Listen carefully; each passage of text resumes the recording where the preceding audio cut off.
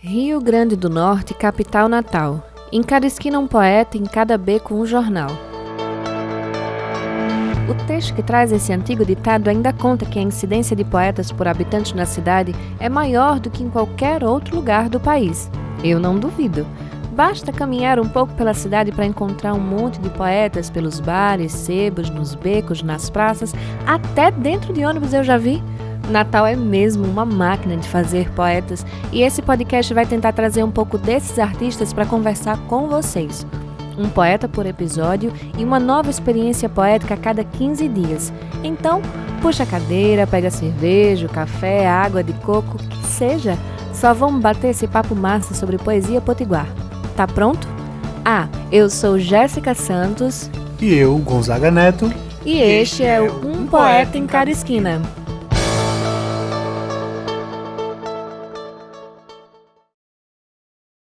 Ela é artista e realizadora nas expressões de literatura, cinema e teatro. É integrante da coletiva Arenga Filmes e faz parte dos projetos literários Ciranda, Jogo da Palavra Falada, 37 Graus e Literatório. Tem 4 livros publicados, sendo 3 de poesia, Primeiro Corte, A Convivência dos Nossos Rastros, Instantes Manhãs e um de contos, Da Perda à Pedra, a Queda é Livre. A partir da poesia tem parcerias musicais com Kiko Dinucci, Alessandra Leão, Meno Del Piccia. Se eu tiver errado, ela me corrige depois. Zé Nigro e Jonathan Silva. É isso, Zepa, seja muito bem-vinda. Estamos aqui felicíssimos de te ter como a primeira convidada dessa terceira temporada, né? A gente já queria te trazer há mais tempo, mas por questões logísticas e espaciais não deu, mas é uma felicidade enorme pra gente ter você aqui. Nossa, eu tô extremamente feliz. É um projeto que eu admiro muito, né? Então, eu tô até nervosa, assim. Falei, nossa, vou participar desse projeto, gente. E fica ouvindo aí essas bio. Fico, oi. Enfim, tô bem feliz. Eu acho engraçado que todo mundo fica meio... Meu Deus, quando a gente tá lendo a bio, sempre as pessoas comentam sobre isso, né? Tipo, tá lendo o que eu faço, a pessoa fica nervosa. Mas você faz isso, cara, não é? Eu não sei de quem foi que a gente... Stephanie, a gente... o último episódio da temporada passada, inclusive, gente, assistam. O último episódio da temporada passada com Stephanie, a gente... Não sei o que, é cineasta, não foi? A pessoa... Eu sou cineasta? Não é, tipo, você não tem filme tal, filme tal, ela... Ixi, mesmo, eu tenho filme, eu sou cineasta mesmo. Foi muito bom, ela se descobriu aqui com a gente, praticamente. Ai, que maravilha. Mas é a questão dos títulos, né? Às vezes a pessoa só faz. E não processa, né, a coisa, mas foi muito engraçado. E ela fez uma cara, e a gente falou alguma coisa errada, tipo, sei lá, né, vai que a gente tinha. Mas, enfim, como boa ouvinte, que a gente já estava conversando antes, e você já disse que ouve a gente, acompanha, a gente quer saber de você a indicação, né? O livro, o filme, série, pode ser um podcast, qualquer coisa que você acha importante, que você indicaria para alguém, poxa, vejam, ouça, consumam isso. Eu acho que vocês deviam fazer mais de um. Um é muito pouco, a pessoa fica fritando. Gente, quero indicar pelo menos uns 3. Fica à vontade. Muda as regras do jogo, né? Tem um conto da Jarid Arraes que eu falo, inclusive eu já comentei com vocês em outra ocasião sobre ele, assim. Então eu indicaria esse livro, que é Redemoinho em Dia Quente, especialmente esse conto, que é algo que eu acho que todo mundo deveria conhecer, que chama Boca do Povo. Sim. Eu acho incrível, pela linguagem, pelo tema, pela geografia, assim, como tudo tá no conto. Sim. Deve conhecer. Mas, se eu fosse dizer mais coisa, eu diria também o novo disco de Jussara Marçal e a música Crash. Anotado. E aí, Ana, eu acho que antes de ser atriz, antes de ser poeta, antes de ser produtora, antes de ser tudo, né? Tem uma pessoa que é filha, tem uma pessoa que é mulher, tem uma pessoa que gosta de, enfim, de diversas coisas, e a gente é muito curioso, né, pra saber um pouco de tudo isso. Então a gente queria saber um pouco de você. De onde você veio? Quem é você? Uma pergunta bem, aquele programa do Provocações, programa, né? gente. O que é a vida? Mas a gente quer saber um pouco mais da tua história, sabe? Enfim, de onde você veio, o que você é, o que você faz, o que você deixa de fazer. Gente, até eu quero que alguém diga isso, isso pra mim. Mas eu sou Eu sou uma filha da minha mãe, eu sou a filha mais nova. Do meu pai, eu sou a terceira. Então, eu já tenho vivências familiares distintas. Minha família materna é de Caicó. Minha família paterna é de Cajazeiras.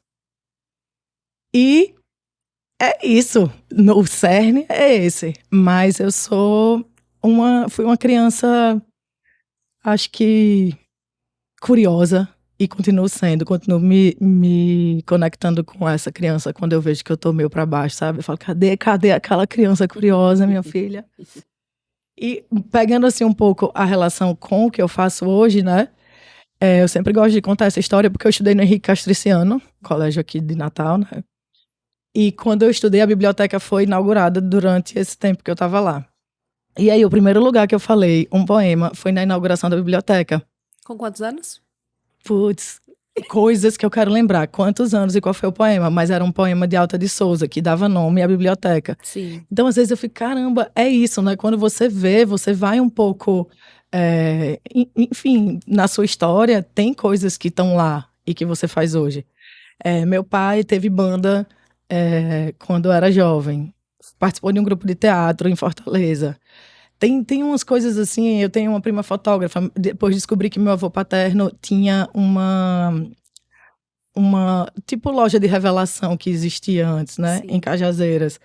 E por que eu tô falando tudo isso? Porque eu fui pro cinema, porque eu gosto da foto, porque eu tô no teatro, eu falo, gente, em algum momento isso estava na minha biografia, só que eu só vim realmente me dar conta disso depois de mais velha, sabe, assim, de ficar traçando um pouco quem fui eu. Eu acho que o momento da migração também dá muito isso. Você fica tentando se entender, porque você não é parte daquele lugar.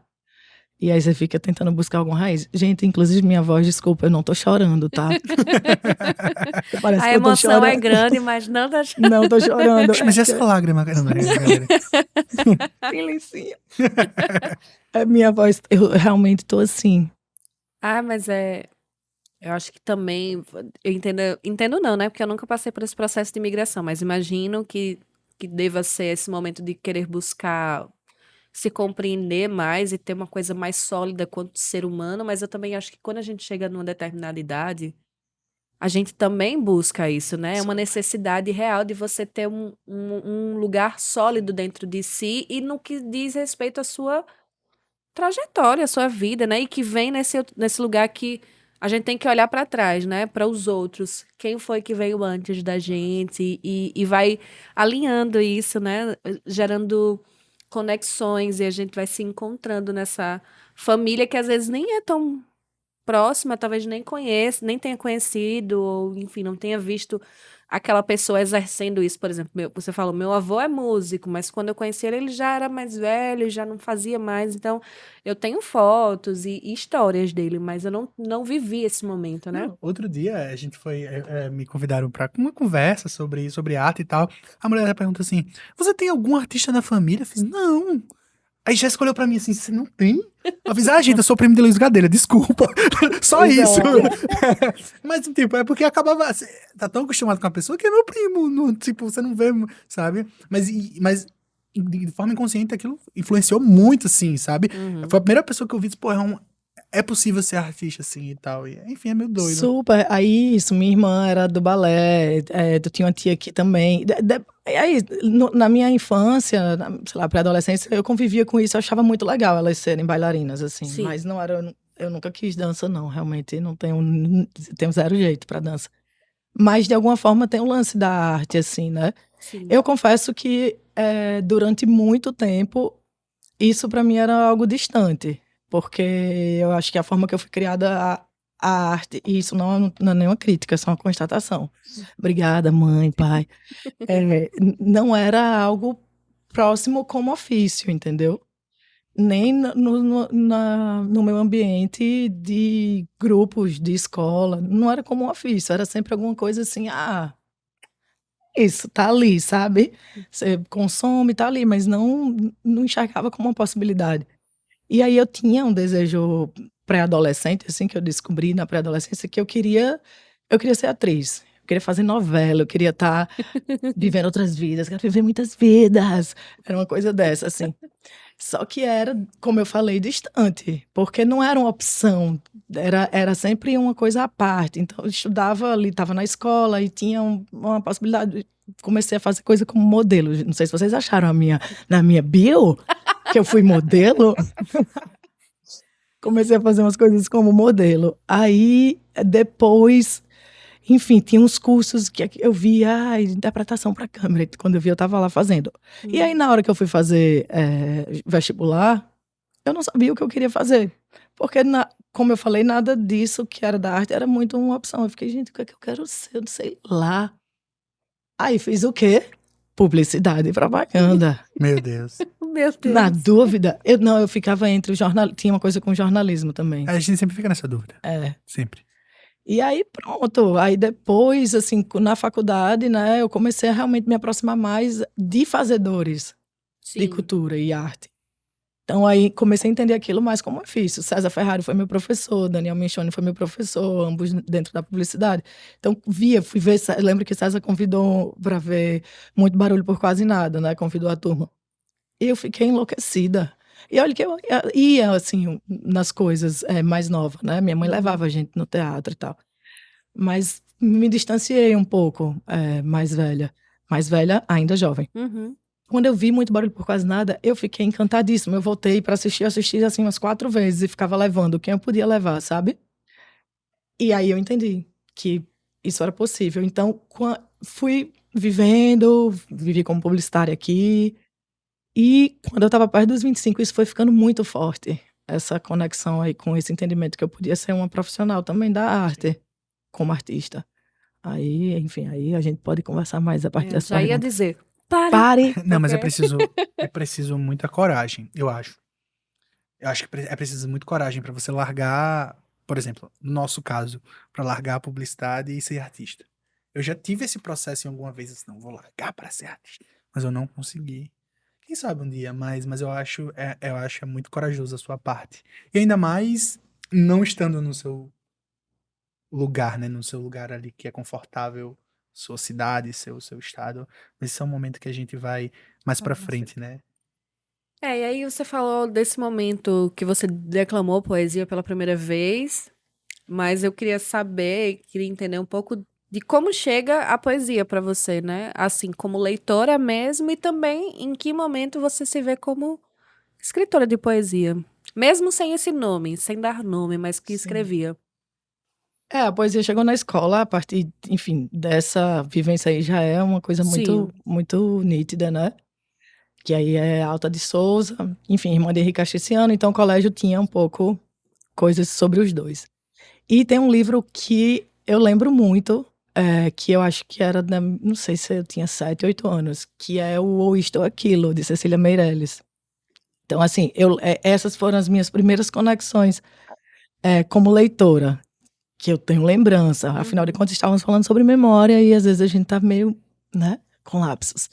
Mas aí, como alguém que escreve, nessa própria escola, a gente tinha uma coisa que chamava o Livro da Vida, que todo ano publicava o Livro da Vida. Era mimeógrafo, assim, Adorava aquele cheiro. amava. Eu tenho até hoje, aqui na casa da minha mãe tem. E aí, é isso, eu acho que foram 2 publicações, assim, na terceira e na quarta série, alguma coisa assim. Então, também isso, a gente não escreve, né, a gente tem um livro e tal. Mais pra frente, na adolescência, era uma coisa meio de quase uma conversa comigo, assim, sabe? Que é isso que você falou, não tinha esse nome de poesia, eu que estava escrevendo realmente alguma coisa literária. Mas era um espaço que, algumas dores, na adolescência você fica muito, muito doido, né? Então começa a escrever umas Sim. coisas assim, e aí, quando na faculdade encontro Minchoni, e enfim, essa turma, Minchoni fazia o Poesia Esporte Clube. Eu comecei o Poesia Esporte Clube, eu ficava muito envergonhada, assim, porque eu queria falar, e ficava lá no cantinho querendo falar, e muito nervosa, sabe? E via as produções das outras pessoas também. E aí, de vez em quando, eu falava alguma coisa e tal. E nessa coisa da internet, que a gente começou a postar, né, em um passado aí. Aí, um dia, Daniel falou, pô, eu acho que ele publicou num blog que ele tinha, numa página que ele tinha no Terra, alguma coisa assim. E aí, foi quando eu comecei a pensar que aquilo ali poderia ser algo, sabe? Inclusive, o primeiro livro é total porque ele me deu um gás, assim. Então, essa transição, assim, parte um pouco também dessas vivências em sarau, de me entender como alguém que escreve e sou poeta. Uhum. Ah, que massa. Eu fico pensando assim, gente, essa galera de hoje em dia não. Muito papo de velho, né? Mas a gente escrevia em blog, né? Tem Orkut. Teve uma época que tinha um grupo muito. O próprio grupo do Iapôs Poesia no Facebook, ali, todo mundo comentando a poesia do outro. Muita gente se conheceu ali, né? Sim. Muita gente se conheceu nessa era dos blogs, dos grupos. Eu acho que foi um momento muito massa, assim, de se aproximar, que hoje não sinto que tenha muito, assim, talvez um grupo de WhatsApp, mas não sei se funciona tanto. E aí você estava falando também sobre essa tua ida, né? Sair de Natal. Você chegou ainda a fazer algumas coisas de poesia aqui, né? Participar de alguns grupos e tal. Eu, na verdade, frequentava como Ouvinte. o Poesia Esporte Clube, eu não era parte ali da coisa. O Poesia Esporte Clube e algumas outras atividades que tinha, assim, amava a Casa da Ribeira, eu sempre que podia estava por lá. E aí, como é que foi essa. E aí, já entrando ali, que a gente. Voltando no assunto de você ir para outro estado, largar suas coisas e dizer, não, eu vou tentar viver de arte em outro estado, com outras pessoas, conhecer. Como é que foi essa migração e como é que foi essas mudanças, né? Quais foram essas mudanças, tanto no sentido geográfico, quanto profissional, quanto de clima, que muda, né? A gente sente que tudo isso muda. Então, muitas mudanças, né? Mas eu realmente eu fui muito no gás, assim, porque eu estava muito afim de dar um 360. Isso foi E em que ano? Desculpa. eu fui em 2009, Sim. em janeiro de 2009. 13, não, vai fazer 13 anos, né? Eu senti que eu queria fazer esse movimento, eu precisava mudar a geografia, eu precisava mudar a área, e eu entendia que eu consegui, que se eu tivesse aqui talvez fosse muito difícil, pela minha vida mesmo, pela minha história, aqui de cindir, assim, sabe, fazer uma transição. E tinha muita vontade, não só por isso, é tudo meio misturado, eu tinha vontade realmente de ter uma experiência em outro lugar. E aí é realmente uma cidade muito diferente, né? Eu já conhecia um pouco São Paulo, porque eu ia para lá a trabalho. Sim. Eu era do marketing da Destaque, né? Então, Carnatal. cuidava do marketing do Carnatal e afins. E aí, às vezes, eu ia para lá a trabalho. Eu tinha uma paquera com a cidade, mas eu confesso que eu não pensava assim, eu vou vir. Quando eu tava lá, eu não pensava, eu vou vir morar aqui, assim. Mas quando isso foi ficando forte, eu falei, nossa, São Paulo, eu vou para São Paulo. Porque eu já tinha um pouco isso. Só que é muito diferente quando você vai morar lá. Sim. Uma coisa é você ficar uma semana lá, outra coisa é você, né, procurar um lugar para morar, procurar uma escola para estudar, começar a se relacionar com pessoas que moram na cidade. Não necessariamente você se relaciona com vários paulistanos, porque tem muita gente de fora. É uma cidade também que tem muita gente de fora, do próprio interior do estado de São Paulo. Então, tudo isso, assim, era uma grande mudança. Mas em nenhum momento ela foi, nesse sentido, uma mudança dolorosa, porque é o que eu digo, que eu estava no gás. Então eu não ficava lá assim, eu queria estar fazendo isso em Natal, entendeu? Eu não estava. Minha olhada para trás era de uma forma muito diferente. Eu estava assim, vou estudar, vou fazer cênicas. Isso, eu fui como atriz. Não, enfim, era um objetivo, sim, vou estudar para ser atriz. Afinal de contas, o sonho da pré-adolescência era da garota atriz, né? E nessa vivência lá é que eu começo a olhar para mim com outras possibilidades, assim, como artista, sabe? Começo a frequentar mais sarau também, e Daniel faz o sarau do burro, né? Então, Michone, você vai ver que Michone tá em várias coisas da minha história literária e de várias pessoas. Inclusive, estará aqui nesse podcast nessa temporada, eu só queria dizer isso. Então, ele, né, é um cara que agita bastante coisa mesmo e tá sempre dando um gás também, quem tá em volta. E eu comecei a ir para os lugares com ele e com a Eveline. E aí, isso é um espaço que você acaba produzindo mais, né? E quando eu cheguei lá, eu falei da atriz, mas eu também fui fazer um curso de cinema como atriz. Aí, curiosa, sou bem curiosinha, por isso que eu falei da curiosidade da criança. Inventei de fazer um curso de fotografia para cinema, imagina, gente. Foi só porque eu queria saber como era, eu queria entender como era estar também, sabe? Quem tá na câmera, o que é que faz, como faz. Aí entendi que era uma linguagem também, então assisti uma porrada de filme, porque consegui ficar um ano estudando, então eu ficava muito no gás, assim, como nessa coisa do teatro e do cinema, que eram as duas coisas que eu fazia. Sou meio caótica, viu, gente? Desculpa aí, ouvintes. Então, vou misturando os assuntos. E aí a literatura atravessou isso, porque eu escrevia, e essa coisa de estar sozinha em outro lugar. Eu escrevia muito em trânsito antes, quando eu viajava. Então, eu tenho poemas. Você falou da parceria com Kiko Dinucci. Eu tenho um poema que é a parceria com Kiko, que eu escrevi, eu nem morava lá, que é Terra de um Beijo Só. Porque eu ficava olhando para São Paulo e eu ficava no vácuo, né? No segundo beijinho. Isso é um clássico. Ah, sim. Vai dar um beijinho aqui, fica. Ou, né, deixa a pessoa aqui meio constrangida quando ela chega aqui. Então, essa imagem, essa visão de fora já vinha antes, assim, nessa escrita, né? Esse lugar meio deslocado, eu não sou de lá. Até hoje eu não sou de lá, mas eu tenho realmente outra relação com a cidade, né? E vai mudando. Esses dias eu passei num bairro que eu nunca tinha passado. Eu moro lá há 13 anos. Eu fiz, caralho, pode falar palavrão? Pode. A probabilidade de eu passar nesse bairro de novo é tipo zero. É um mundo aquele lugar, é muito gigante. Então tem sempre novidade, assim, sabe? E isso eu acho uma grande mudança. Não que Natal não tenha, tem. E a internet, eu agradeço a internet porque eu posso acompanhar. Eu conhecer pessoas que eu não conhecia, gerações. Vocês são de outra geração, falou uma garota velha, uma jovem senhora. E é graças à internet, né? Tem coisas sempre a descobrir. Mas enfim, foi só uma viagem agora. A gente pode voltar. Não, mas é isso, não tem muito o que voltar, não. A gente já foi. Já tá indo. Já tá Não, mas indo. eu fiquei pensando, de fato, a gente se conheceu pela internet, né? Porque eu acho que a primeira vez que de fato a gente se viu foi ano passado.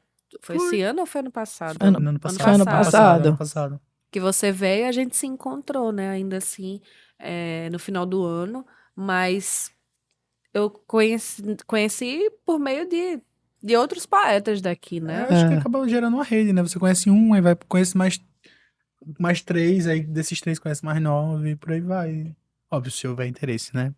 É É verdade. muito importante você ter interesse nisso. Exato. Mas assim, e você falou que a poesia te atravessou, tu foi como atriz e a poesia te atravessou. Como é que foi esse processo mesmo de estar fazendo poesia em outro estado, sabe? Porque aqui a gente, enfim, sabe que tem alguns eventos, sabe que tem algumas coisas lá, mas eu sei que lá tem muita coisa acontecendo, né? A galera tem um fluxo muito tem que estar em sarau, tem um cooperifa, e aí tem outro sarau ali, aí tem outro sarau aqui, tem um slam ali. Como é que foi esse fluxo se deparar diante de tudo isso, sabe?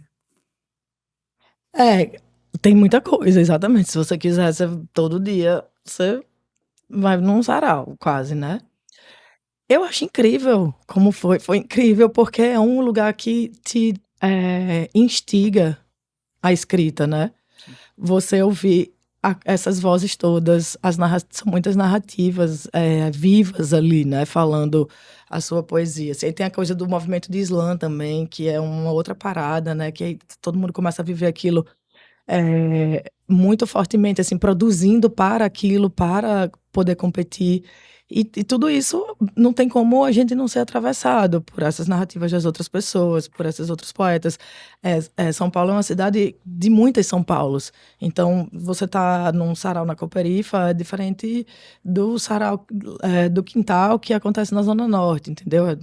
Pô, Zona Sul, Zona Norte, Zona Leste, que aí também são narrativas que, sim, se assemelham, mas são diferentes. Cada história é uma história. E eu acho isso muito, muito rico, assim, uma expansão como pessoa e como artista, sabe? Estar cruzando essa quantidade de vozes, assim. E para mim é isso. O sarau é esse ponto. E isso que eu comecei falando, a instiga para a produção. Eu acho que. Ou para conhecer outras coisas. Uhum. É um momento de troca, é um ponto de encontro, né? Você troca livros com outras pessoas. Enfim.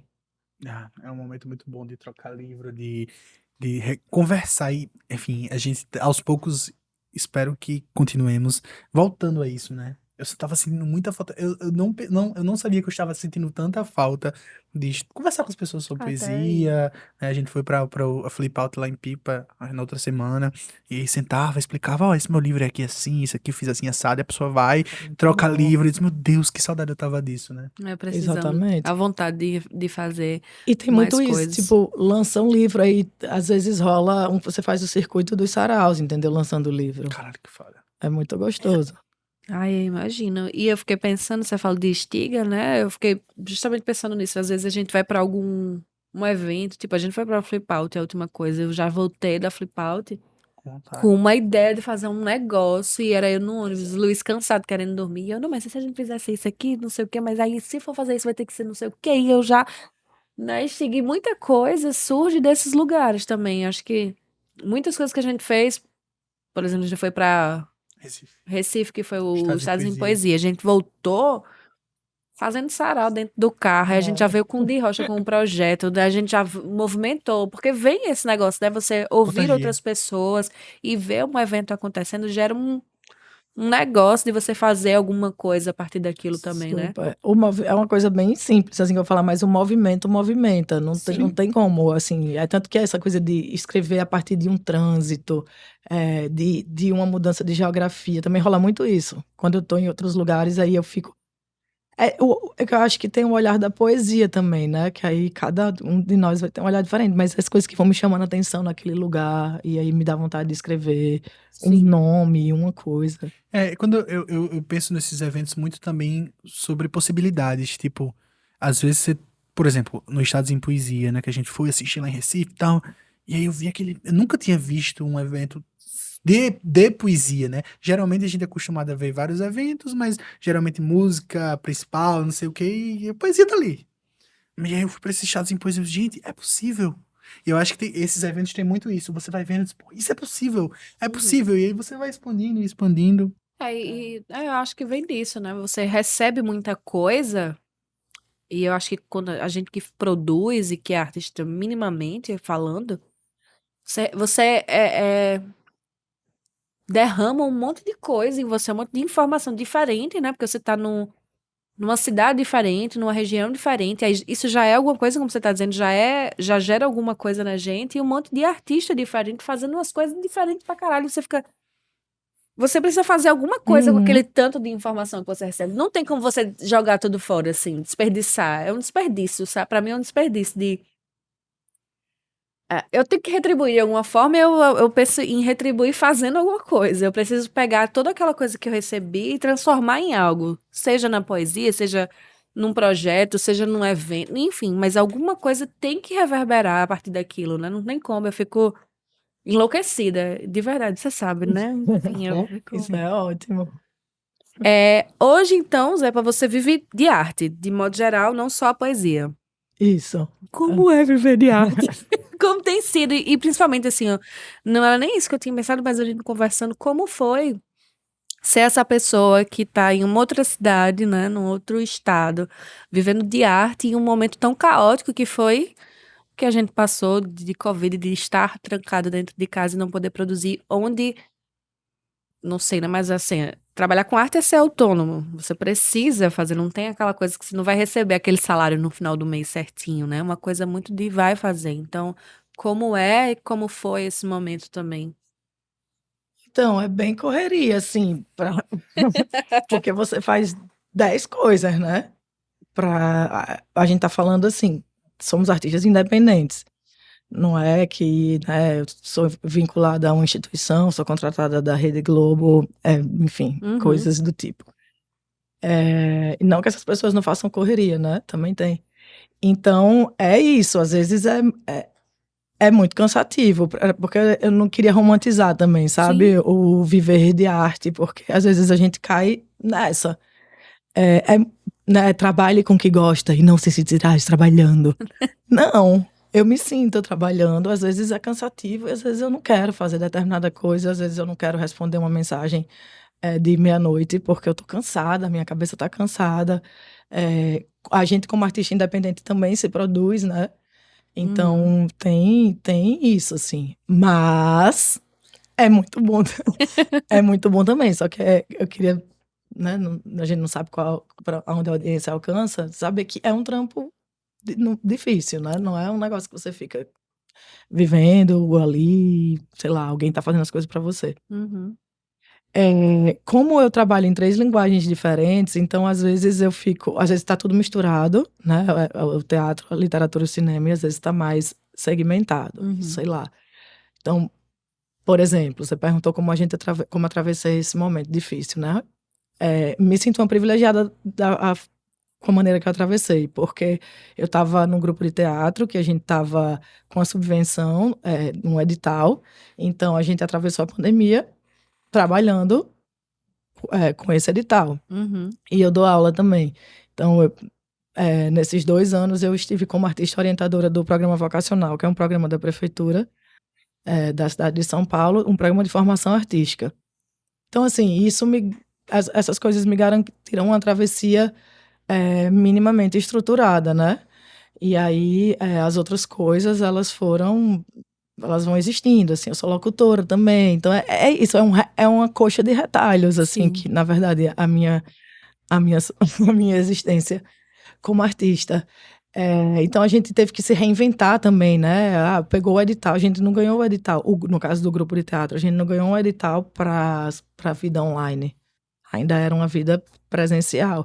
Então a gente teve que fazer algumas adaptações para fazer essas entregas. A gente acaba tendo que se rever como artista também, né? Sim. E queremos fazer teatro online, não queremos, sempre vem isso, assim.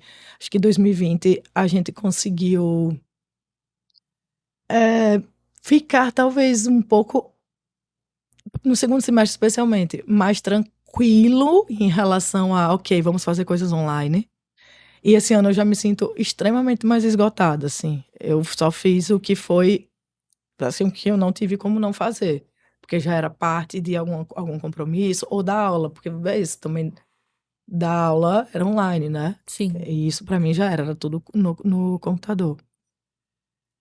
Então eu me sinto massa vivendo como artista, mas eu queria fazer menos coisa para poder viver como artista, entendem? Sim. Escolher talvez mais alguns trabalhos, assim. Eu tô nesse foco, assim, no horizonte. As pessoas esquecem muito que artistas são trabalhadores, né? Esquece. Sim, Porque eu acho que a gente tem um costume de colocar muito naquele pedestal ali, um artista, né? Um negócio ali, mas esquece que são trabalhadores, que têm contas para pagar, que têm bocas para alimentar, né? Acho que o primeiro episódio que a gente fez do podcast foi com o Thiago Medeiros, ele falando sobre essa dificuldade, né, de você seguir como artista, como trabalhador, você militar nesse campo, né? E não é fácil, não é fácil, não é fácil mesmo. E ter uma existência digna, pelo minimamente Minimamente digna. dignidade, né? Assim, de conseguir se sustentar a partir disso. Acho que as pessoas, elas às vezes veem, na maioria das vezes elas veem os resultados de trabalhos, né? E acha que aquilo ali é o bonitinho, porque é o final, é lindo. O final de tudo, a apresentação do que a gente faz depois de muito trabalho é lindo, obviamente, mas até chegar ali teve muito trabalho, né? Muita correria. E essa questão que você falou, principalmente de exercer várias funções quando às vezes gostaria que fosse só uma, gostaria de ser só poeta, por exemplo, não ter que fazer alguma outra coisa, né?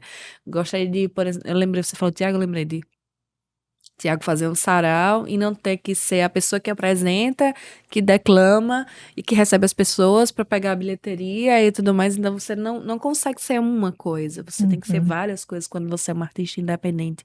E isso satura em algum momento, né? sem É dúvida. exaustivo. E antes fosse trabalhar, ter 3 funções e receber por essas 3 funções. Você trabalha em 3, 4 funções para receber metade de uma, às vezes, não é nenhuma, É, né? Então é muito louco isso. e é isso. Enfim, grande Tiago, né, primeiramente. Sim. E tem a coisa também da percepção que as pessoas têm, às vezes, isso vou generalizar, mas do valor da arte. Às vezes não Sim. tem esse valor, porque parece que é uma coisa assim, ela chega muito fácil, assim, então é isso, sei lá, coisa. Carnaval, tá aí. E qual o trabalho que tem, por exemplo, por trás das pessoas que estão trabalhando, o trabalho que as pessoas estão trabalhando no carnaval? Sim. tem todo um lance também daquilo ali. Não é que ele chega, é o que você está dizendo, ele chega prontinho ali, mas não é que a pessoa. Porque às vezes pode até um favor, entendeu? Uhum.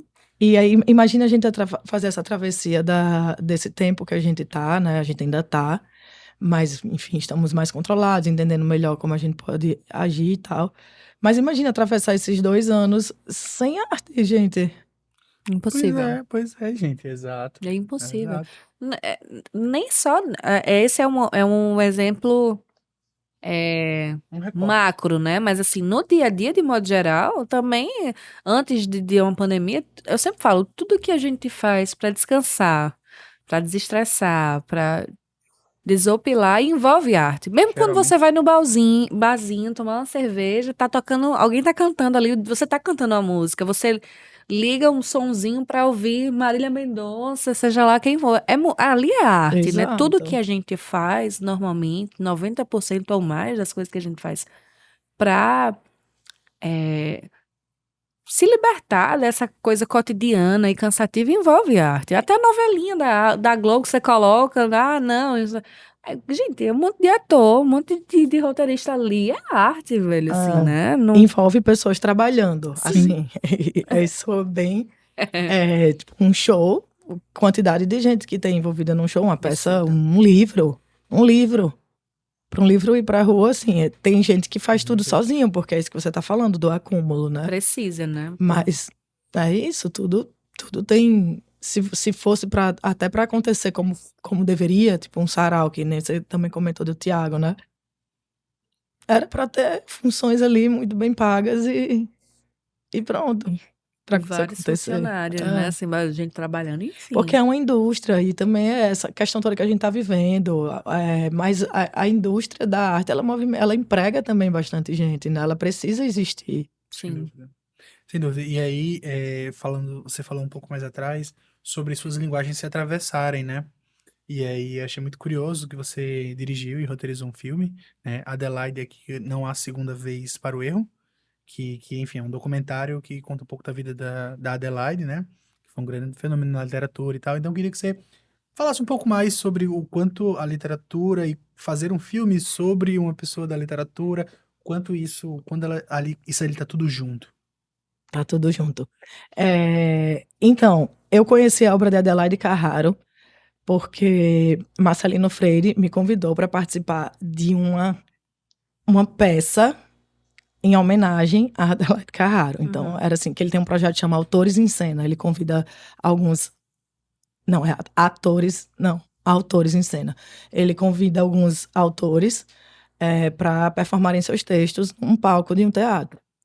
E essa edição ele fez comemorativa aos 80 anos de Adelaide Carraro, que faria 80 anos, enfim, Manuel de Barros, uns outros nomes, né? E aí a gente fazia um diálogo com os nossos textos. Então, quando ele me convidou, eu nunca tinha ouvido falar em Adelaide Carraro. Eu falei, nossa, mas sim, tudo que Marcelino me chama, eu digo sim.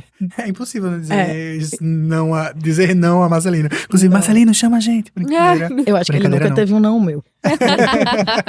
Então, eu tô lá, aí, sim, vamos, tô dentro. Aí, fui atrás da Adelaide. Passei na livraria, tipo, não tinha, só tinha um livro dela, que era O Estudante, que eu acho que era um livro que ainda é adotado em algumas escolas, porque fala um pouco da questão do uso de drogas e tal. Aí eu entrei na internet, fiz, deixa eu procurar aqui, né? Só achava livro em sebo. Assim, fui vendo os títulos, Eu Mataria o Presidente, Falência das Elites, Os Ricos Também Matam, Os Padres Também Amam. Eu fiz, gente, só esses títulos aqui, nossa, assim, eu quero.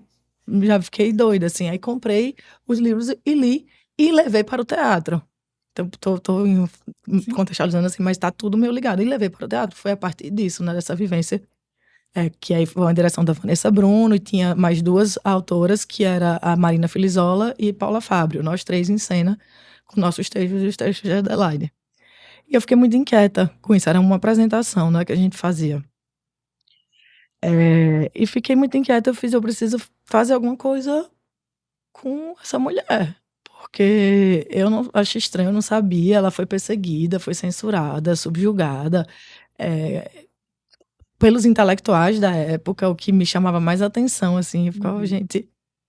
Eu acho sempre muito complicado eu acho que todo mundo tem o direito de não gostar das coisas, mas eu acho muito complicado você ficar derrubando Sim. o que tá... É alguém que tá... Igual, sei lá, uma fábrica de picolé. Tem um picolé que você vai gostar mais, outro você vai gostar menos. Não precisa ficar derrubando o picolé, foi uma comparação péssima, mas é pra ficar concreta a coisa. Sim. E aí, eu queria fazer alguma coisa, eu fiz, bom, vou pesquisar algo pra fazer um solo no teatro. Então, ficava... E eu já tinha uma pesquisa, um parênteses, eu já tinha uma pesquisa que era a transcriação de textos da literatura, né, pro teatro. Uma atriz portuguesa que morava em São Paulo também, a Tânia Reis. Aí a gente... aí fiquei, vou fazer isso, vou fazer esse solo. Aí comecei a fazer essa pesquisa e não tem muita coisa de Adelaide facilmente, assim, sabe, na internet. Coisas de jornais da época, tem coisas bem específicas, falam muito do estudante, basicamente, assim, ou que ela era uma escritora pornográfica. Em geral, é isso. Não achei registro dela em movimento, não achei voz, nada disso. E já estava com essa coletiva de cinema Arenga Filmes, que surgiu com Ana Carolina Marinho e Luiz Bárbara. E aí eu fiz, gente, vocês topam que isso seja um documentário? Adoraria dirigir, era a minha primeira direção também. Aí, enfim, toparam, aí a gente se jogou. Então, é um projeto que mistura meio tudo, assim, sabe? Eu acho que tem na condução da narrativa e da direção, assim, tem o meu olhar também. Sim. De poeta na vida, assim, de linguagem. É um filme de linguagem, assim, e eu piro muito na linguagem também. E é diferente, né? Enfim, posso estar falando besteira, mas é uma poeta, diretora, falando, né? É uma escritora que também é diretora fazendo um doc sobre uma escritora, né? Às vezes a gente vê muitas linguagens. Lógico que isso não diminui nenhum diretor que, por exemplo, um diretor que nunca escreveu nada e ele vai lá fazer um doc sobre... Mas eu acho que é um pouco diferente ali. Você tem um olhar, sabe? Tem um olhar diferenciado quando você faz aquilo, sabe? É mais cuidadoso, né? Sei lá. Não diria mais cuidadoso, mas é um olhar diferente, porque de certa forma você passa ali por algumas coisas. Por exemplo, e eu vou dar um exemplo bem nosso próprio podcast aqui, né? Nós não somos entrevistadores, estamos aprendendo aqui. Nós somos poetas que a gente quer conversar com poetas. Então, a gente tem coisas que a gente gosta de perguntar, tem coisas que a gente não gosta de ser perguntadas. Pô, tem coisas que a gente não quer perguntar porque, tipo, não vou passar meia hora aqui perguntando como é seu processo criativo, porque qualquer pessoa pergunta isso, mas a gente quer ir um pouco mais a fundo e entender mais, sabe? A gente pergunta o que a gente gostaria de ser perguntado. Então, eu acho que é um olhar diferenciado. Só queria deixar isso adendo, que eu acho interessante. Obrigada. É um livro é um filme de pesquisa também, né? Eu gosto de falar dele que ele é um ponto de partida. Ele não é necessariamente um livro que vai dar... ou um filme que vai dar conta da história de Adelaide. Ele é um curta, tem 20 minutos, que é a própria escritora buscando os rastros dela. Então isso daí já desloca tudo, porque é isso, né? Ela está morta. E passa pelo universo de 5 livros dela. Ela publicou mais de 40, ela publicou 43 livros. Então, assim, é um ponto de partida mesmo. Ele não entrega a biografia dela, assim. E eu gosto disso, porque eu gosto também de assistir coisa que eu vou pesquisar depois. Sim. Foi filmado aqui em Natal e em São Paulo? Eu Foi. vi, né? Tinha umas cenas aqui em Natal. E em São Paulo, porque ela publicou um livro. Como ela tinha muito essa coisa de ser perseguida e as pessoas, né, ficavam... mas isso que ela escreve na literatura e tal. Ela publicou um livro, que é uma pergunta, que é tipo, Escritora Maldita. E esse livro é só de cartas que ela recebeu de pessoas falando da obra dela. Que massa.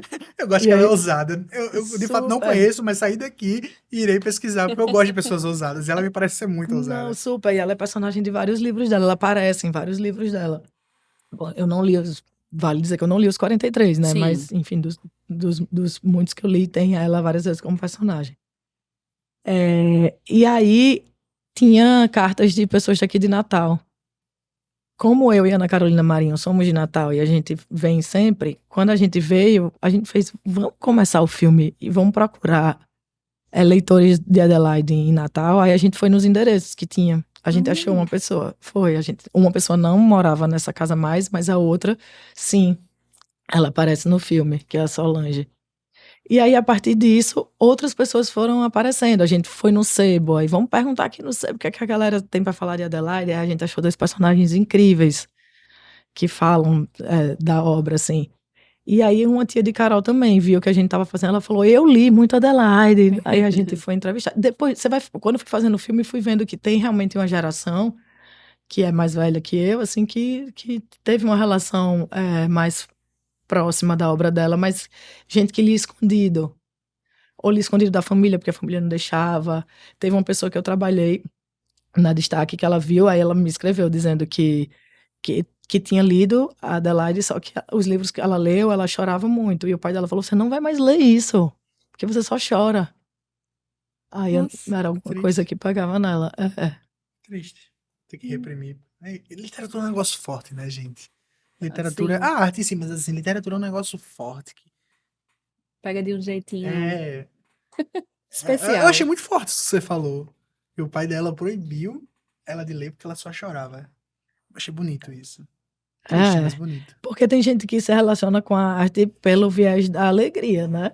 Uhum. Só Só por pelo esse viés da alegria. viés. E a arte, quando ela dá uma deslocada na gente, você não tem controle se ela vai pra qual sentimento ela vai. Porque aí depende também da história de cada pessoa, né? Sim. E aí, eu acho isso massa.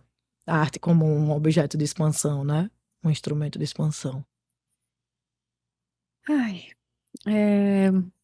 você tem 4 livros publicados, né?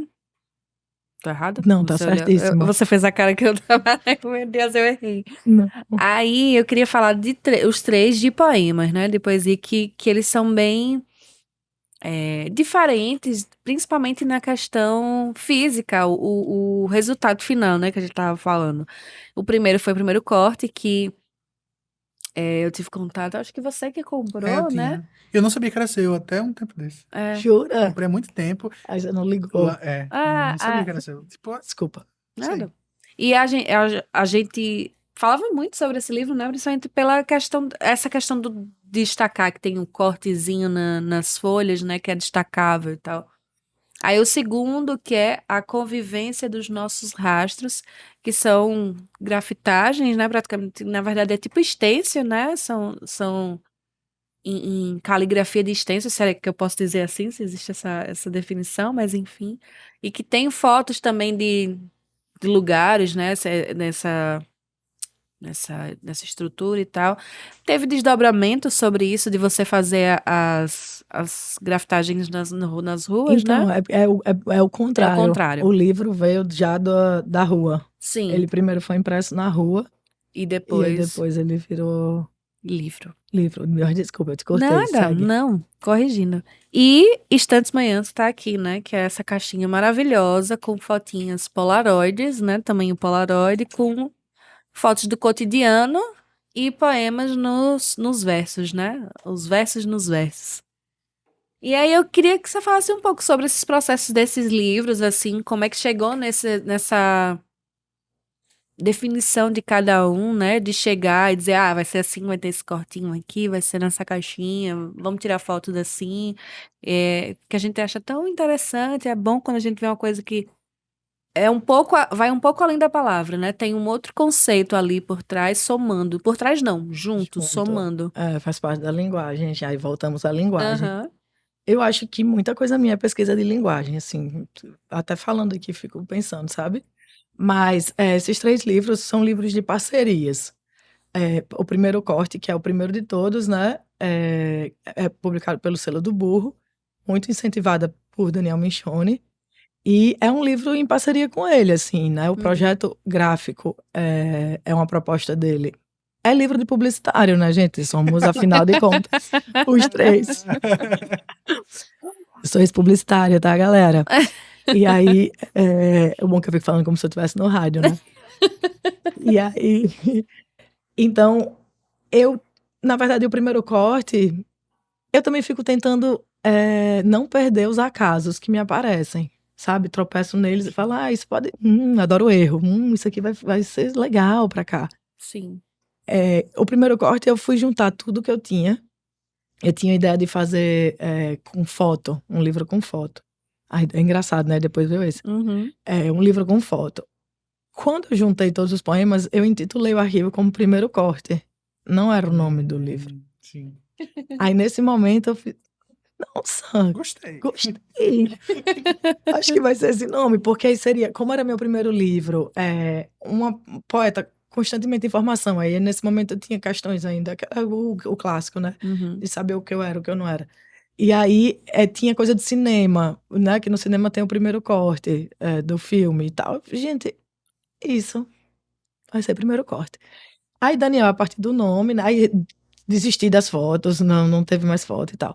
A partir do nome, propôs, acho que a gente devia fazer os poemas duplicados e ter uma linha de corte e as pessoas podem distribuir o livro. Genial! Sim. Aí pronto, sim. Então é livro de parceria. Se as duas pessoas estão ali no sim, né, querendo criar alguma coisa junto, eu acho que sai coisas legais. O primeiro corte foi isso. O segundo livro, eu já parti primeiro do título. Assim, o primeiro corte, né, veio dos poemas, e o segundo livro tava lá que é esse que eu tô falando, não perdeu a casa, morava com uma pessoa, e aí durante alguns dias a gente tava só um nos rastros do outro, a gente não se encontrava. Uhum. Aí eu mandei uma mensagem, eu fiz, cara, a gente tá só convivendo com os rastros, né, coisas assim. Aí eu gostei desse nome, a convivência dos nossos rastros, eu quero fazer um livro com esse nome, nananã. E aí é um livro meio performático, assim, porque ele é um livro também de um processo de elaboração de um fim de relacionamento. Então, os poemas eram meio isso, são 24 poemas curtíssimos, e é um livro que eu quis colocar ele meio de trás para frente. Então, é uma história de amor através de 24 poemas curtíssimos, de trás para frente. Com essa coisa, Daniel fez assim, pô, isso aí você podia... eu tinha um lance com extensio, com um poema só, que é Não Dá Pra Ser Sem Dor. Aí ele pegou isso, né, falou, isso aí você de repente podia fazer um lance todo na rua, né, de extensio. Com certeza! Vamos lá! Aí pronto, aí ele escolheu a fonte, me mandou, eu cortei, fiz todas as máscaras e fui pra rua. Aí pronto, eu fiz meio no bairro que eu morava. Sim. É por isso que eu falo que é meio performático, assim, ele teve primeiro essa impressão na rua, eu convidei uma fotógrafa pra ela fazer as fotos e o que foi pro livro foram as fotos, assim. Uhum. Não é a fonte Sim. desenhada, né, assim. E aí isso teve outros desdobramentos, assim, virou uma coleção de roupa numa loja que tinha lá em São Paulo, que chamava PHD, Galeria de Arte para Vestir. Eu cheguei a fazer umas performances, assim, com stencil, sabe? Aí distribuía os poemas. Na internet, tinha gente que ia descobrindo. Eu achava isso muito divertido. Eu descobria que era meu. Aí teve uma mulher que eu nunca vi pessoalmente, mas ela saiu na missão de achar todos. E eles são Nossa. poemas pequenos, né? Ele não era grande. Era pequeno. Sei lá. Tipo, uma 4. Uhum. Acho foda. Massa. E aí é mais... É uma experiência, né? Você falou, a menina foi atrás, tipo, nesse primeiro momento. Pô, o livro chegou, assim, podia... Uma coisa é você chegar com o livro, ler que o poema, mas você fez ela ir atrás dos rastros e você sabe? É outra coisa. E outra coisa que aconteceu recentemente, eu moro num apartamento alugado, e aí a proprietária do apartamento começou a ver minhas coisas, assim, né? Enfim, me mandou um post dela, de alguns anos atrás, de um poema desse livro, que ela morava também nesse bairro, e aí mandou assim, nunca pensei que a autora desse poema fosse ser minha inquilina. Pega aqui 50% de desconto no aluguel. Mas olha só, atravessa o tempo Sim. também, é muito maluco isso, porque não tem meu nome nos poemas, Sim. na rua. Ele é uma autoria que pode ser... Tem aqui em Natal também. Eu fiz na Ribeira, uma vez que eu vim aqui, e aí eu tava também dando uma entrevista pro Novo Jornal, aí a gente saiu fazendo as imagens, enfim. E esse aqui também, como segue na parceria, né, o Instantes Manhãs, que eu me desafiei a escrever um poema todo dia de manhã, assim, no Facebook, bom e velho Facebook. partindo da prática haikai-ista. Hum. Eu falei, vou fazer isso. Acordo e vejo que imagem é essa. E aí, Juliana, que é uma amiga, ela era muito entusiasta dessas publicações que eu fazia. Ela, nossa, isso foi pra mim hoje, não, só pode ser, você tá dentro de mim. Começava a falar umas coisas assim, sabe? E aí ela tava com esse selo, Coma. Aí me convidou, vamos publicar um livro? Bora. Nesse processo da gente discutir o livro, a gente chegou à ideia de fazer o livro junto, porque ela tinha um lance com a fotografia. E aí a gente pegou essa ideia dos instantes, né, que é a coisa do haikai, e decidiu que o processo seria assim, também com fotografias instantâneas. Então a gente escolheu 30, e aí ela pegava um e saía para fotografar. Muito E bom. são livros de processo, assim, também, né? E é diferente, né? É diferente do que a gente costuma ver por aí. Eu acho que chama atenção e até. Eu acho que existem livros que você não consegue passar indiferente por eles. Na livraria ou em qualquer outro Uhum. canto, ou numa feirinha, você deve, poxa, pelo menos abre, sabe? E eu Chama acho que os atenção. livros têm muito essa característica. É impossível, é difícil sair indiferente por eles. Publicitária. Necessário, né, Ah, gente? Pelo amor de Deus. Ou raça. que Eu também me bom. incluo. Não. E aí, saindo agora um pouco da poesia, né? E você também escreveu em prosa, para além das coisas que você escreveu do teatro e tal, você lançou um livro de contos, né? Da perda à pedra, a queda é livre. E como é que foi fazer essa transição? Se é que foi uma transição mesmo, que eu acho que como tá tudo ali interseccionado e tal, a gente acaba, assim, talvez não tenha sido algo novo, talvez algo que já vem com você, que você decidiu publicar agora. Mas talvez, e como é que foi essa transição, né, para o Contos? E eu lembro que da última vez que a gente conversou, você falou que também estava pensando em lançar outro. Será que vai vir outro? Como é que vai ser? Enfim. Então, tem gente que. Eu coloco esse livro como de contos, tem gente que só escreve dele, assim, ou fala dele como um livro de poesia, né? É Que doido. engraçado. Eu queria me experimentar mesmo. Eu tinha vontade de escrever alguma coisa em prosa, porque eu gosto muito de ler contos em geral, assim. Eu gosto de concisão, né? Eu piro nisso, como que a gente tá falando tanta coisa em poucas palavras e tal. É, Aí eu entrei na oficina de Marcelino Freire. Marcelino, sempre aí. Marcelino Freire, e falei, pronto, essa oficina eu vou escrever, eu vou me dedicar à prosa, não vou escrever poesia. E aí você tinha que ter um projeto de livro. Falei, eu vou escrever um livro sobre perda. Porque eu tinha uma coisa que tratava de um abuso sexual na pré-adolescência, assim, na infância. E aí vou partir dele e quero trabalhar outras memórias, né? É o texto que você leu no Manos e Minas? Esse mesmo, Certo. pronto. E aí, nesse negócio de Adelaide que eu falei que eu participei, foi com esse texto. Eu não tinha livro ainda, justamente. Sim. Aí,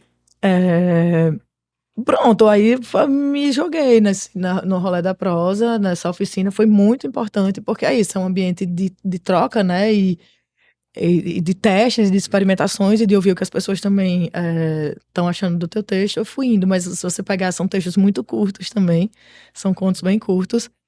E tem poesia ali. Tem gente que fala, lê aquele teu poema, que tem um poema que começa, ei, eu sempre leio, ei, deixa de kikiki, gritando nos cantos, sabe?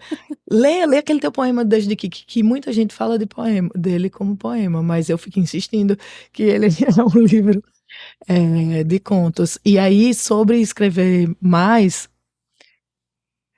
eu quero, mas eu me peguei numa crise, assim, esse ano, sabe? Eu tava fazendo outra oficina de Marcelino. Toda vez que eu quero escrever mais um pouco, eu recorro a Marcelino. Marcelino é caminho, gente. Sim. Aí eu falei, eu vou escrever, Enfim, era uma continuação dessa pesquisa, um livro também que parte de memórias, né? E eu falo que são inventadas ou não. Afinal de contas, a memória é uma ilha de edição. O Ali Salomão, um monte de rima. E aí, eu comecei a escrever e comecei a não curtir, sabe? Assim, fiquei achando que tava. Sei lá. Eu comecei a achar que eu era medíocre, essas coisas assim que que eu acho que são crises boas. Uhum. Porque a partir daí que você também começa a olhar, né, para as coisas com. Não queria ser mais. Assim, não queria dizer olhar para as coisas com mais dureza, não isso, mas com mais rigidez, no sentido de critério, assim, né? Então eu parei um pouco ele. Eu deixei ele tá em suspenso, mas ele não é uma ideia que tá totalmente excluída, não, sabe? E aí, uma dúvida que veio agora, né? Você falou sobre ter essas crises e parar, né? Meu jeito de lidar com minhas crises é Jéssica me empurrando, assim. Meu livro só saiu porque culpa de Jéssica. Assim como eu acredito que eu seja um pouco dessa pessoa ali que empurra quando ela tá em crise, né? Ah, não sei escrever, não sei. Não, você sabe, vamos lá, calma. Porque também a gente tem esse olhar muito. A gente se conhece, né? Pessoalmente. Uhum. E aí a gente sabe todos os nossos problemas e isso embaça um pouco nossa visão. E aí, como é que você tem lidado com essas crises, assim? Você lida de forma individual? Você tem amigos, né? Por exemplo, sempre que eu escrevo contos, né? Muitas vezes dele, depois que eu assisto alguma coisa de Marcelino, eu faço uma oficina também. Mas eu tenho um amigo específico que eu admiro muito o jeito que ele escreve contos e mando pra ele, sabe? Gosto de ouvir um pouco. Como é que você lida com isso, assim, no seu próprio dia a dia? De escrever um texto, mandar pra alguém? Como é que funciona? Eu acho a troca fundamental, assim, para processos, né, criativos. Eu gosto também de compartilhar com algumas pessoas, mas também eu gosto muito desse ambiente. Por isso que eu falei, quando eu quero escrever, eu procuro a oficina, eu gosto muito desse ambiente de compartilhamento e às vezes até com pessoas que eu não conheço, sabe? Porque a pessoa não sabe da minha vida, assim, então Uhum. ela também vai dar uma opinião muito distanciada, né? Importante. Eu lido, assim, às vezes eu deixo um pouco de lado a coisa. Por exemplo, essa coisa do livro. O livro em si, eu deixei ele um pouco de lado. E começo a escrever outras coisas. Que são as coisas que estão batendo, que está acontecendo. E tem uma coisa que Miró fala, Miró da Muribeca, que é não deixar um poema para amanhã. E aí eu fico tentando não deixar um poema para amanhã, mas eu deixo muitas vezes, porque eu falo assim, isso aqui eu vou lembrar já já. Chega, vou escrever. Porra, cadê aquele verso que estava aqui e tal? Eu fico tentando alimentar essas coisas que estão surgindo, no lugar de ficar tentando cavar coisa no que está em crise, entendeu? Sim. Sim. E esse ambiente de oficina também, como facilitadora, como mediadora, é muito enriquecedor também, assim, né? Porque várias vezes eu faço os exercícios junto, assim, Uhum. tô aqui na minha. Então já tive textos que saíram a partir de coisas que eu tô provocando. E o compartilhamento ali também, né? É um ambiente é muito rico. Aquilo que eu falei do sarau, das muitas vozes. A oficina, para mim, tem um lugar muito parecido. E eu gosto de roda. Eu gosto de que as pessoas coloquem o texto na roda. E eu gosto de oficina assim, quando eu tô como aluna, como participante. Eu lido com isso, buscando esses lugares. Sim, é importante. E aí, só uma coisa que a gente acabou não citando aqui, eu acho que seria legal também, a questão da oralidade, né? Uhum. Que é muito presente, é muito presente na poesia, principalmente dita marginal, mas enfim, nem sei se eu gosto muito desse termo, mas é muito presente nas nossas vidas. Aqui em Natal também se tem efervescido bastante, acredito que lá em São Paulo também, os Islã. Como é que funciona pra tu essa poesia? Por exemplo, tem muita gente que eu conheço que não gosta de jeito nenhum de recitar. Eu, por exemplo, eu prefiro recitar do que escrever. Escrevo, eu amo escrever e tal, mas eu prefiro recitar. Por mim, eu seria Elis Regina, não me comparando, mas não Sim. escrever, só recitar o poema dos outros, Nossa, assim. super. Por mim, eu seria mais, enfim. Intérprete. Eu falei, Intérprete, eu falei isso esses dias, porque eu gosto de um palco e um microfone, né? Assim. Então Se eu tava. identificou, né, Sussu? Não, sem dúvida. Então eu participei de umas coisas esse ano, com essa volta aí. Eu participei de um sarau, aí, enfim, 2 saraus, aí participei de 2 shows também. Eu gosto muito de poesia com música também. Ah, sim. Então era uma sessão de improviso com uns 5 músicos e 4 poetas. 4 poetas, era. Agora fui eu que olhei pra câmera. E 4 poetas. Aí, pronto, eu amo isso. Pode me botar aí. Aí eu fiquei pensando, justamente depois eu fiz, cara, eu vou ficar decorando, fazer uma coisa só com poemas de outras pessoas. E eu vou ser um intérprete. É muito isso que você disse. Eu acho muito tô num legal. projeto desse agora. Pronto, vamos aí. Ah, Eu quero saber. Posso fazer entrevista agora? Que projeto? É, Ah, sim, verdade. Eu fiquei, meu Deus, que projeto é Porque você não esse? acabou das ideias ainda, mas vai continuando a entrevista sobre Ana Zepa. Então, mas a oralidade, eu acho ela muito importante. Eu acho que eu gosto sempre de ler o que eu escrevo, me ouvir, porque eu vou vendo também onde tá sobrando coisa, onde tá faltando, Uhum. é, a sonoridade, né? E eu acho que também aprender a ler o próprio poema também ajuda muito no que a gente quer na escrita, né? E como a gente quer falar, porque é isso. Às vezes uma pausa que você dá em determinado lugar vai dar uma intenção diferente, aí, enfim. Aí também vem a coisa do teatro. Então, gosto muito de participar de sarau, de show, e aí faz o podcast, o literatório, né? Que é isso, é um espaço também de experimentação poética sonora. Tem o 37 graus também, com Eveline. O literatório é com Eveline, sim, e Menudel Piquet. E o 37 graus é com Eveline, sim, e convidados. A gente tem pessoas que estão sempre com a gente. É, é isso. É se jogar, experimentar e trabalhar a partir dessas experimentações a palavra escrita. E é doido, né? Quando você. Eu evito ler, assim, eu tento decorar os textos de quem eu vou falar no sarau e tal. Mas a gente tava até conversando outro dia, quando a gente tava voltando lá de Pipa, falando sobre quando você tem o domínio do texto, né? Eu adoro ter o domínio do texto ali, porra, decorei o texto. Tá. E agora eu vou brincar com ele. Então, é esse o ponto. Eu ótimo. gosto de estar no palco e brincando e sentindo. Porque às vezes você tá ali recitando e tal, e tem uma pessoa e você tem uma vibe. Mas quando você tá em outro canto, tem outra vibe e você tem o domínio desses textos para poder brincar também, sabe?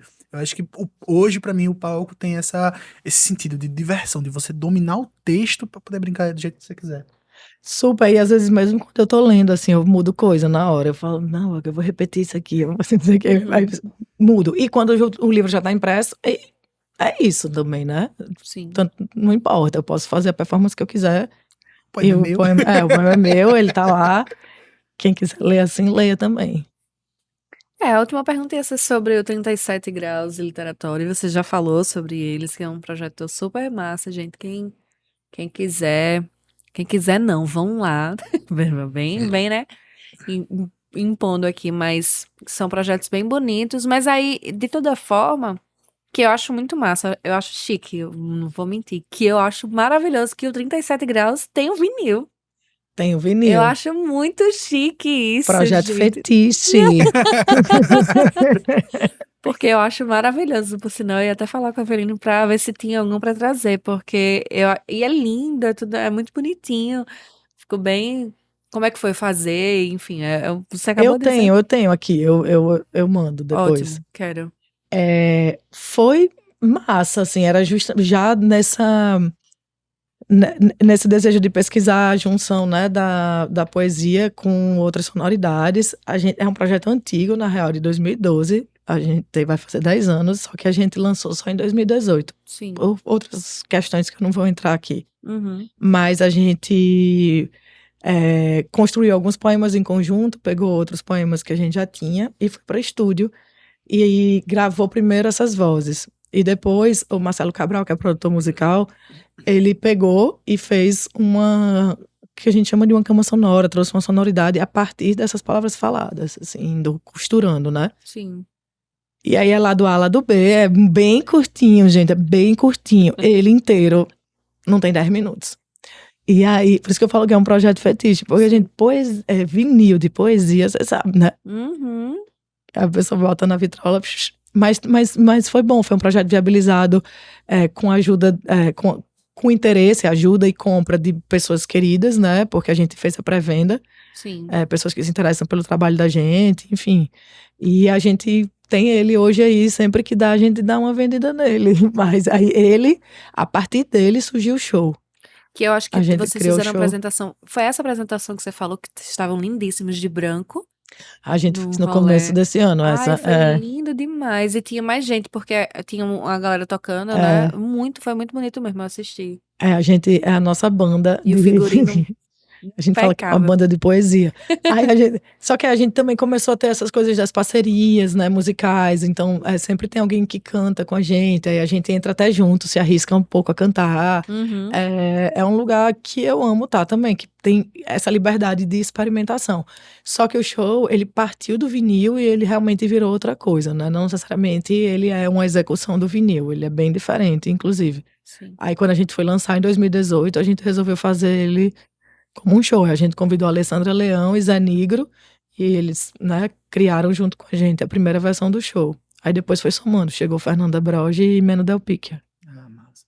E aí, a gente tá perto do final, mas eu sei que é difícil dizer coisas sobre futuro e tal, mas o que você tem aí para os próximos meses, para o próximo ano? Quer dizer, para este ano. Este ano. Este ano que chegou! É verdade. Começa o ano sem começar, né? A gente aqui, ó. Quais são os seus planos? Você já tem coisas em mente? Tá trabalhando em alguma coisa? O que a gente pode esperar de Ana Zepa em 2022? Então, eu tô. Talvez um livro, né? Vamos ver como as coisas vão se dando, assim. Mas eu gostaria de publicar um novo livro. E eu tô com alguns projetos no cinema. Aí vai ter filme novo, 2 curtas. Aí vai ser minha primeira direção na ficção. Vamos ver por onde vai. Tô bem ansiosa, bem curiosa, assim. Então, assim, de antemão é isso, né? Que eu posso falar mais concretamente. O resto a vida vai.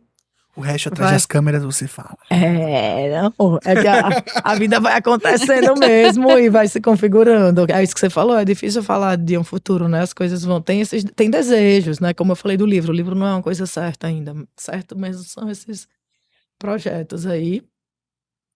E a vida vai acontecendo. Vou seguir na arte. Isso, pronto, isso é uma coisa. É o mais É. importante. Tentando construir novos mundos, que eu tenho sempre falado isso, sem perder a poesia, em qualquer uma das linguagens, que eu nunca me perca dela. Zepa, muito obrigada. A gente vai encerrar aqui. Eu quero mais uma vez agradecer, assim, uma honra te conhecer, uma honra ter te conhecido pessoalmente, uma honra estar aqui junto e acompanhar, ainda que de longinho, assim, os processos e as construções. E conversar aqui permite um pouco mais de aumentar essa admiração e respeito por teu trabalho e pela tua existência e arte. E eu espero que muitas coisas venham, né? Pra gente estar podendo consumir juntinho aqui, sendo instigado também por tua arte. Então, obrigada pelo tempo, né? Desprendido aqui com a gente. Enfim, só gratidão mesmo. Eu que agradeço muito, fiquei felicíssima que deu certo, assim, né? Eu adoro, enfim, vocês, o projeto. É recíproco, falo assim, e sempre gosto de conhecer pessoas e novas narrativas, e para mim é isso, dos últimos tempos, né? Eu moro em São Paulo há 13 anos, imagina, a gente se conhece pessoalmente há... Um ano. A gente se conheceu há um ano, essa é a segunda vez que a gente tá se vendo. Terceira. Então, que venham mais encontros, assim, e vida longa a um poeta em cada esquina, e que se torne um projeto aí maior, pesquisando esquinas de outras cidades. Então, quem sabe? Quem sabe, Será que né? tá nos planos? Não sabemos. É isso, eu agradeço, desculpa, gente, porque eu sou assim, eu sou caótica e peço desculpa, são 2 coisas que eu faço, tá? Então desculpa aí pelo caos ao longo da conversa, sejam felizes e não se percam da poesia também. Eu acho que o mais legal de fazer esse podcast, assim, pelo menos pra mim, não sei vocês aí que estão ouvindo e assistindo se divertem, mas pra mim o mais legal é se divertir, conversar, porque a gente adora bater papo, né? E foi por isso que a gente quis fazer. Na verdade, criar o podcast foi uma desculpa pra bater papo com gente que a gente admira. É isso, a gente admira tal pessoa, então vamos chamar ela pro podcast. Mas é isso, e antes de ir embora, a gente queria pedir pra você deixar um texto seu, um poema e tal, pra todo mundo ouvir, deixar também suas redes sociais e deixar O merchan. fazer aquele merchan e momento alguma coisa que você merchan. queira falar, pedir para as pessoas te seguirem e tal. Então, gente, me segue aí, meu Instagram é @anazepa, ANNAZEP de Paula, Ah, Diana. Foi só pra ganhar tempo aqui. Também agradecer a produtora Nobi, que Mara, vocês são Mara, tá, gente? A gente tá aqui falando daqui. Vou ler. Posso ler? Ah, Pode, fica à claro. vontade. Não O tá, palco é seu. não tá decoradinho, não. Ah, eu tô no palco! Tudo que eu Se queria. quiser olhar para a Posso subir na câmera, pode olhar mesa? para a câmera. Pode subir. Oxi, pode subir. Ó, Quer dizer, Davi Peraí, pode calma. subir? Não, pode. Ó, esse supostamente tá no próximo livro, Exclusivo, gente. que diz assim: Sabe aquele perfume que você me deu? Até hoje deixo um restinho no frasco pra você não me deixar. As flores de plástico que você comprou nos anos 2000, guardei. Guardo embalagem de ovo de Páscoa Nescau Ball e de balas de leite Copenhagen. Tudo presente teu. Guardo as embalagens com o cartãozinho de para ler teu nome. Os números das tuas roupas, quero te dar o tamanho certo. Calça 42, sapato 42, cinto 95, camisa G, meia 42, sunga G. Acho que você não veste mais nada disso. Guardo a passagem de ônibus que você veio de Recife pra me ter. As alianças de brincadeira. O papel onde anotei as músicas para melhor roer, lembrando de você. Tem asa de águia, chiclete com banana e limão com mel. Não escuto mais nada disso. Aquela piranha de prender cabelo, ela tá quebrada. A lembrança não. Guardo até o bilhetinho onde você disse que eu estava um porre. As páginas do bloquinho onde você dizia eu te amo, toda vez que vinha na minha casa. E são tantas vindas. Acho que você foi a pessoa que mais me disse eu te amo, depois da minha mãe. Eu amava. Botei na gaveta a cartinha onde você dizia: quero te fazer a mulher mais feliz do mundo. Eu tinha 18 anos. Guardo os bilhetinhos que você deixava como se fosse outra pessoa, escrevendo seu nome, dizendo que me amava. Ou nossos nomes. Fulano e fulana se amam. Para todo mundo saber. Bilhetes onde você apontava que você era o grande amor da minha vida. Olha só. Guardo também o adesivo do ovo de Páscoa Mundi, 600 gramas, recebido em 3 de abril de 2001. O livro da autoescola. Guardo por teu nome. Você me escrevia cartas. Gosto disso, porque as tenho. Não sei como será a memória epistolar de WhatsApp. Digitei as mensagens de texto que recebi de você e imprimi, para sempre lembrar. Nas cartas você escrevia meu nome completo e teu sobrenome ao final do meu. E me pedia em casamento. Agora, nós tínhamos 20 anos. Eu acho que nunca levei a sério esses pedidos. Mas foi tudo sério, né? Quando terminou. Nas cartas você falava em comemorar meu aniversário até o fim das nossas vidas. E nunca mais me ligou. Eu nunca esqueci um aniversário teu. Eu não esqueço. E guardo bilhetes de cinema do último filme que assistimos juntos em 2002. Tudo para ficar com ele. Muito bom. É esse aí. É isso. Ó, aí, só aquelas que voltam, né? Falando de processo. Por exemplo, eu cheguei aqui em Natal, um tempo atrás, e achei uma caixa com coisas antigas. Pronto, pra mim, aí eu começo a pirar nisso, entendeu? Eu falo, eu quero fazer vou fazer alguma coisa, eu preciso fazer alguma coisa. Tirando, gente, eu era muito. Aí eu fico, como eu era louca. Acho que todos nós. Lá em casa tem uma caixa das cartinhas que eu recebi da minha namoradinha. Tem. Eu ainda tenho. E adesivo de ovo de Páscoa também. Com certeza tenho tudo, assim. Eu achei Acredite, ótimo. eu tenho um pedaço de pano de um vestido. Meu Deus, a gente fica tentando guardar a pessoa, alguma É. coisa, alguma memória, né? Uma vez eu li isso num canto, foi um cara até que falou, ele fez, você parece que veio aqui em casa. Numa oficina. Você parece que veio aqui em casa. Se Porque você as falou pessoas da guardam, né? piranha que quebrada, eu lembrei que uma vez eu namorava adolescente, sei lá, e a criança deu uma piranha, aquelas transparentes de acrílico, eu lembro. E aí quebrou a molinha e um dentinho, e eu não usava mais, obviamente, não tinha como. Quando eu tinha cabelos longos, né, porque é impossível hoje. E eu guardava essa piranha, assim, passou muito tempo. Ele me deu uma florzinha, não era de plástico, era de verdade. Botei no diário, sequinha lá, ficou toda cagada. Isso é muito anos 90, quando é 2000, assim, adolescente, já é muito bom. Ah, Os adolescentes hoje guardam prints do WhatsApp. e olha lá. Ai, será? Ah, Não, sem ser saudosista, cada um com suas fases. É. É isso. É isso, obrigada. gente. Precisamos encerrar. Infelizmente. Uma pena. Quem sabe aí não temos outros projetos juntos que vocês nos verão juntos novamente. Quem sabe. Deixo aí em aberto. Mas mais uma vez a gente agradece demais. E é isso, gente. É isso. Um cheiro a todos e até a próxima. Cheiro, minha gente. Fim de papo.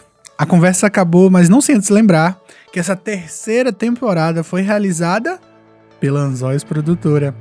Também contamos com a parceria de Tio Leôncio Confeitaria e do Nobir Produtora. Para saber mais sobre o convidado deste podcast, basta acessar nossa página lá no Instagram, @umpoetacadaesquina. Lá estarão disponíveis todos os videopoemas, além de muito conteúdo. Este podcast também está disponível no nosso canal no YouTube, Spotify, Deezer e conta com a produção de Anzóis Produtora, captação do áudio e vídeo pela Nobir Produtora, identidade visual Felipe Anjo e Gonzaga Neto e foi roteirizado, produzido e idealizado por Jéssica Santos e Gonzaga Neto. É isso. Se curtirem, dê uma força, vão lá, compartilha, curte com os amigos. Se não, entre em contato e diz o que a gente pode melhorar. E se tiver algum outro poeta potiguar para indicar, manda pra gente, que a gente adora conhecer gente nova. Um abraço e até a próxima.